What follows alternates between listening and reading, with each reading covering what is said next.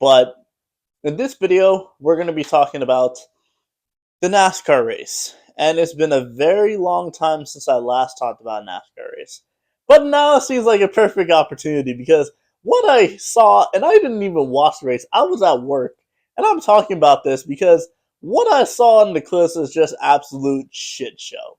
Austin Dillon, the guy that drives the most famous number for RCR, the number 3, even though I think it should really be Kyle Busch driving in that number 3. Don't even get me started on that. Don't even get me started on Kyle Busch. He legitimately wrecked 2 cars for the win.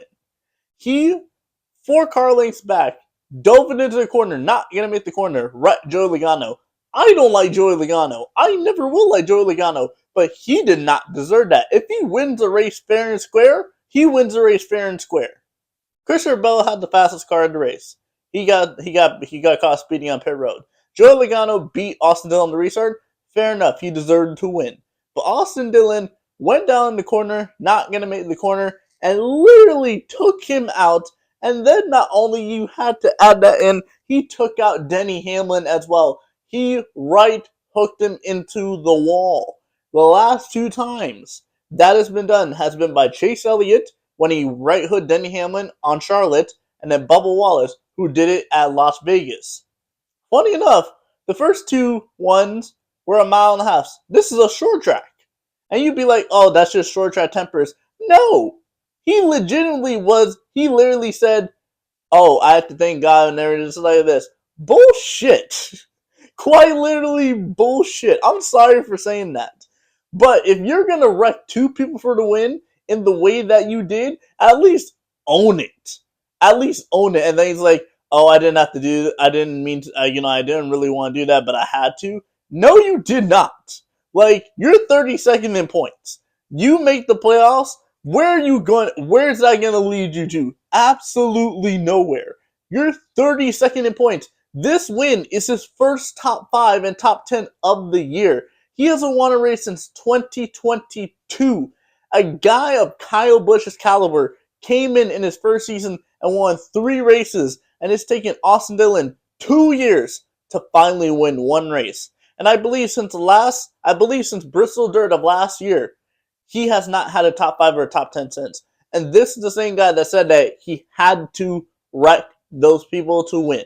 Nobody really likes Joe Logano. Barely anybody likes Denny Hamlin because of the way they race. But many fans can say that they did not deserve to get taken out this way. I can agree on that. The way I saw things was, this guy was so desperate to prove that he so has the capability of being in the NASCAR Cup Series team. Whether his grandfather owns a team, it doesn't matter. He is trying to prove a point that he can still win. He did have a very good car, the best car that he's had in 2 years. But he legitimately got beat on the restart and was going to legitimately lose this race based on someone being better than him on the restart. And he went out and not only took out a driver, but right hooked someone into the wall.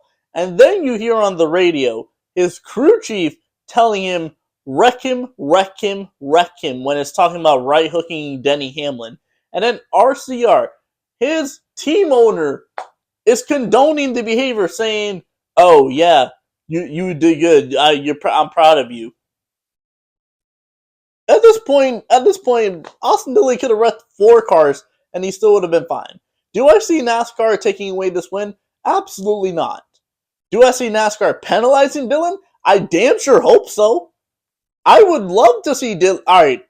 I'm gonna say it. I would love to see Dillon parked for a week and not get a playoff waiver, because that's basically what he deserves as a punishment. He legitimately wrecked 2 cars for the win. He right hooked someone. And if we look on past history, that has been frowned upon by NASCAR. Something won't be announced until Monday afternoon, most likely, possibly even Tuesday. But if I was NASCAR, and this is being very harsh, but this has to be it. This has to be like a strict warning. You cannot do this. They've already had 2 precedents.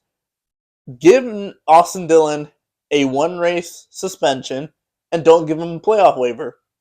Basically, simple point, the race that he won, and then he misses the next race, which means he comes back, he needs a playoff waiver.